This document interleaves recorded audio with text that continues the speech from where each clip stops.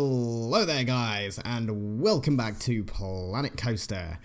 We are building X77 in this episode. This is part of a kind of, not really a series, but something that I wanted to start doing where I was going to build a few different blueprint roller coasters that you can use for your own parks and that kind of thing, where the station will be themed, but the actual coaster itself and the layout won't be themed. It will just be kind of colorized to match whatever the building style is. So we're building a B&M flawless stand-up in this episode.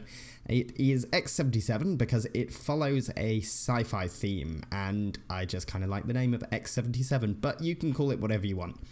Now, I wanted to go with a stand-up because I've never been on a B&M stand-up myself, but I have been on, I can't remember what manufacturer it is. I think it's Intamin or something, in Drayton Manor, and it's one of the most kind of hilariously bad roller coasters I've ever been on. So yeah, it's kind of strange, but it's quite a bit of fun. So I kind of wanted to have a play with the layout and see what I could do with it. It's probably not really a standard B&M layout, at least for a stand-up anyway. But I do like the style it's going for, and it looks quite fun. It's interesting. It's something that I'd probably ride in real life. Probably a bit slow in places, but that's really nothing to worry about. Not in the kind of premises of a game anyway. So, yeah.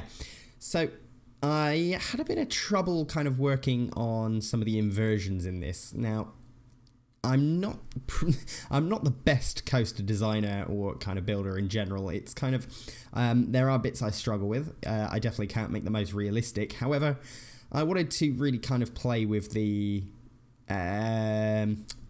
what do you call it? The kind of banking offset, and try and build some custom inversions myself, because the ones in the game are nice and all, but the only issue with them is that you can't really smooth them as you're building the coaster. So I wanted to build my own so that I could smooth them nicely, and eventually the coaster looks quite nice.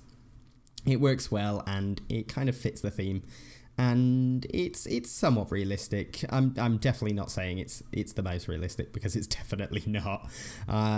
Yeah, so it turns out nicely, and I tried to work on making sure that the heart lining of the coaster was kind of somewhat accurate. And you can see a few POVs of the coaster as we're going around. I will include a POV at the end of this as well, so don't worry, you will get to see the POV of the coaster, and you will be able to download the ride in the Steam Workshop eventually. I will probably upload it in the next day or so when this goes out. So by the time you're watching this video, it should be up. I think this video is going to go up in the new year, so happy new year to you all. Hopefully there's going to be quite a few more Planet Coaster videos in the new year.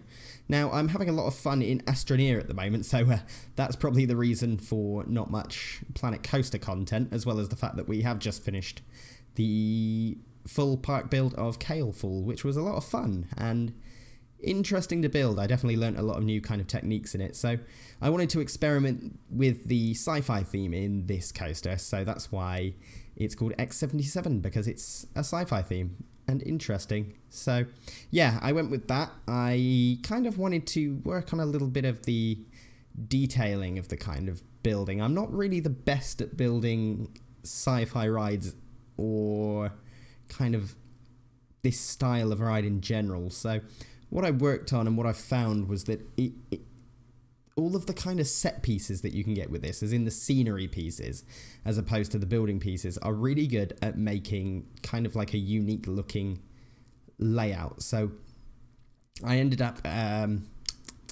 what did I do? I ended up using some of the kind of scenery pieces as parts of the walls. So I've got the main structure of the walls, and then I just edited some parts of it so that it kind of fit in around the building. So yeah, they're just kind of connected to the walls. So I wanted to go with a kind of orange and black theme. I kind of like the look of it. It's just interesting and kind of different. I think there's a computer manufacturer that actually uses orange and black as their color scheme, and it's really nice. I think it might be NZXT, I'm not sure. Either way, yeah. Either way, I wanted to put some of these kind of like scanners in, like they look as if they're kind of scanners, but they're actually used for shot fronts. But I wanted it to look as if the coaster was coming into a kind of decontamination area before it boarded the next set of guests onto the ride. So yeah, that's kind of like my explanation for that. I put in some kind of misty area here, so it looks like the whole area is covered in mist. Unfortunately, it kind of comes out of the walls, which is slightly annoying, but I think eventually in the end you can't really tell. So I'm just putting in a few extra little bits of detail, some kind of helmets on the wall there and some barrels, and the kind of like scanning feature. I love that. I love that piece quite a lot. And then I wanted to make a kind of feature of the ride coming back into the station bay. So I used some of those archways and some of those footers to create a kind of interesting looking feature for you to come and slide through as you come into the brake run. Now, this ride, I was actually really impressed how I managed to get it running 2 trains. I'd say almost perfectly. It looks really, really good. And the trains never seem to like stack on each other either. So, and as soon as it gets up to the lift hill, it goes straight down that as well. So I was very pleased with that. Now we're coming to the end of the build now. I'm just doing, making sure some of the color scheming looks good. That kind of fog or mist is kind of annoying, but never mind. And then I wanted to add some of the kind of, they're kind of like plasma turret kind of engine things, but I wanted it to make it look as if they're kind of futuristic smokestacks. So that's the build. I'm going to leave you with some kind of cinematics and the POV. So if you want to download this, jump into the Steam Workshop and you'll be able to download it. So thank you very much for watching the video. I will see you all in the next one. Bye-bye.